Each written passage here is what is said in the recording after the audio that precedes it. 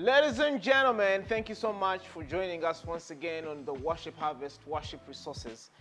And all we're doing here is just trying to share some of the things that we've done here at Worship Harvest with you so that you can learn with us. Okay, now again, here we are learning, totally learning. We are learning even in studio right now. My friends who are in studio, I send you serious greetings. We are learning and I think we're having fun as we learn, right? So now we're going to work on this, the same song, Feast of Victory. If you're looking for the easier version, this is not the one, okay? And this one, I want to show you how I would rather do it. Now, it has so much bouncing. You're running around the place and you're too excited, while in the same time remaining contained. Hey, mercy. Okay, so I've been mentioning this, that, you know, the way I hold the piano is that I kind of hold it in terms of the root and the third, okay? For example, this key is D, okay? Don't forget that. So instead of holding it at the root position, which is the 1, 3, 5, I'm holding it like in octaves, in a way to say, where I would be holding the root on my left, I'm holding the third on my right. And both of them are octaves. It sort of extends the chord I'm using. In other words, if I'm doing that, I'm able to stretch out the chord and play that. It's like I have two chords in one. I have the root chord, then I have the third, which is a minor.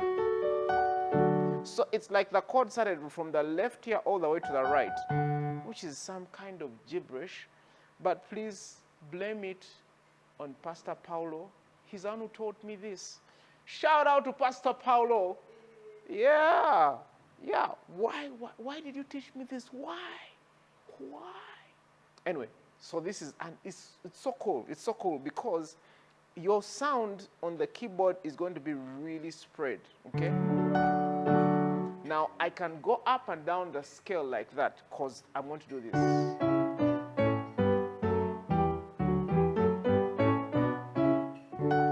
See that? It's so nice, okay? But then I can fill in chords.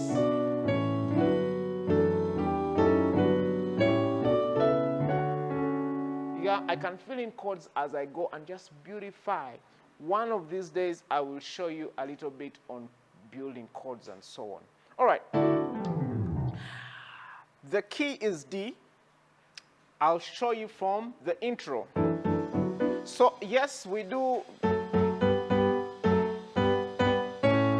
All right, but I'm going to add in some flavor by holding sevens. I hold, so where you'd have an octave now in your left, hold a 7, okay? And then it's like you're holding the chord on the right, but you're holding a 7th chord on the left. So you see that? That's a major 7 there. That's a 7. That's a 7. Then where I would come to the 5th, I don't necessarily enjoy this chord. It depends where I'm playing it. Sometimes I feel like it's too much. Sometimes I hold it as just the triad right there on the root, okay? That's the second position of the triad. So instead of holding that, sometimes I go for that, depending really. I like it in different spaces, but it's depending, you know. So anyway, so now you realize that in my right, I cheat so much, and again, I blame this on Pastor Paulo. It's his fault. So there's just something he learned how to cheat chords so that you're not running around, you know, the keyboard doing that or whatever you need to do. Everything is sort of in the same position. Now here, I hold my root position on the second, my root is on the second inversion, okay? This is the first inversion. No, this is the root position. That's the first inversion. That's the second inversion. So I hold most of my chords there because I can almost hold all my triad chords, you know, right there. I don't need to change much. So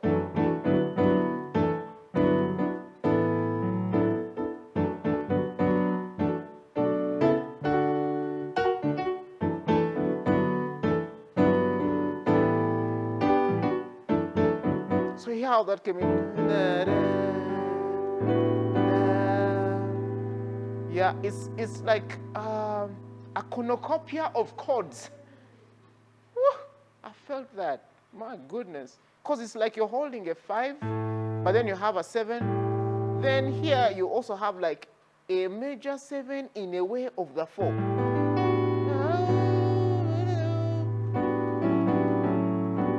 Yeah, so it's just like you're mixing up many things. But I don't think so much about the chords as much as I think about how they feel. And that's important, yeah? Anyway, so the verse, I think it's a 2 there. So you'll notice how I'm holding many of my chords. It's like I'm crunching up many things there, you know? So you have like, instead of playing a whole tone, now I'm extending it to my second. Okay, it's a 3rd in the key. But you know, I stretch it a little bit. So that then I have like a major 7, 4, but with a 2. Again, just mixing up and mashing up many chords. Yeah, just to make it fun.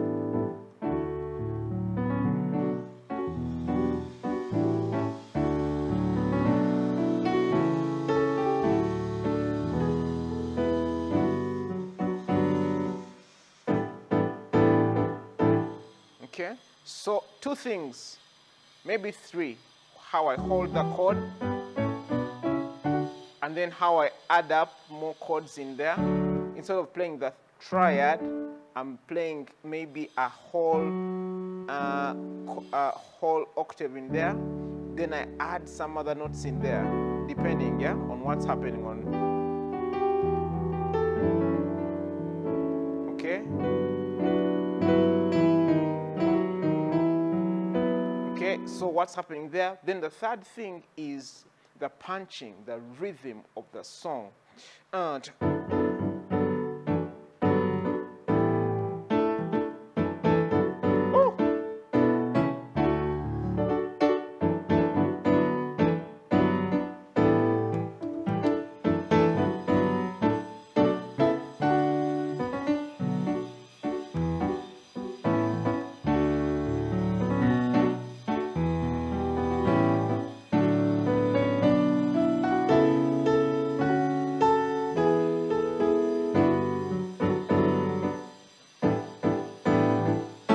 So you hear that, which is a thing that many people leave out of their playing, the rhythm of the song. It's like you know, it's not Film ya Masasi. I send greetings to our international audience. Film ya Masasi is a film of shots, okay? I didn't say anything. But it's just like, it's like you're punching it right in.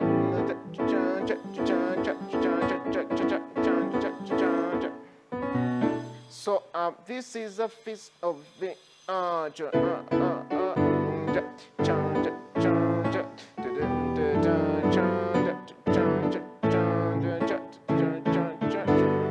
so that kind of rhythm adds so much to the song. All right, let's hit it from the top. I think let's start it at the right point. That didn't feel right. All right, here we go.